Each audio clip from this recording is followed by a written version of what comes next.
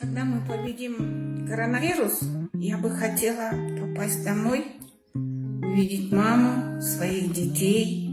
Я хотела бы заняться световодством, любоваться природой, съездить на Иссык-Куль. Я не думал о том, чем я займусь после, но я точно могу сказать, что хотел бы так же, как и раньше, проводить время со своей семьей, близкими и родными.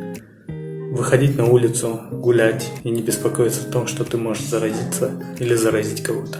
Коронавирусту жеңсек, чет өлкөдөн маска чыгара турган оборудование алып келсем деп ойлонуп атам. Анткени бизде мындай оор кырдаалдарда маска өзүбүздө чыкпаган үчүн жетпей калат экен. Я бы хотела поехать со своей семьей, со своими детьми на Иссык-Куль, хотя бы на 3 дня, побывать вместе с ними. Здесь я очень много думала и поняла, что для своей семьи, для своих детей нужно оказывать больше времени и внимания.